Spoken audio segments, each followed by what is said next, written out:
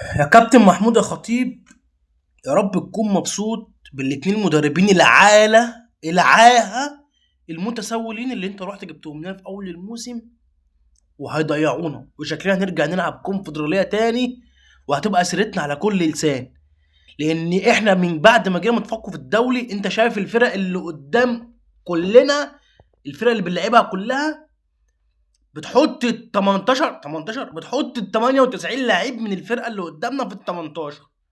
فطبيعي لازم يكون في خطه نستدرج اللعيبه دي نطلعهم بره ال 18، في شوط من بره، في فاول بيتنفذ صح، في كورنر بيتنفذ صح، في لعيب بيخش يخترق المدافعين، في اي حاجه بلا ازرق على دماغنا يا عم. لكن الجون اللي احنا جبناه النهارده شويه حنكشه وحفرقه ملهاش لازمه.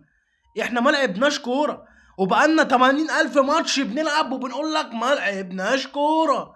ما لعبناش كوره يا كابتن محمود الخطيب. احنا من بعد نص النهائي بتاع افريقيا الموسم اللي فات اللي مشي من بعديه كولر، واحنا ما لعبناش كوره، واحنا ما بنلعبش كوره، واحنا مش موجودين.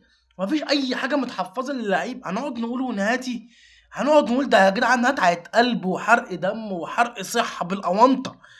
فرق والله. رحت جبت لنا شويه لعيبه حاله، رحت جبت لنا لعيبه عشان نقعد نكيد فريق تاني معانا، وفي الاخر الفريق التاني هو اللي فايق، واحنا طالعين ميتين ابونا جربانين وجضانين في ام الفرقه وام الملعب.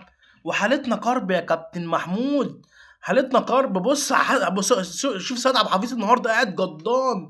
شوف سيد عبد الحفيظ واقف فوق جضان، المدرب تحت مبسوط ومفيش عندوش مشكله. ما عندوش مشكله. كابتن محمد الشناوي واقف قائد الفريق واقف في المرمى مش عارف يزعل اللعيبه، يقول لهم استرجلوا.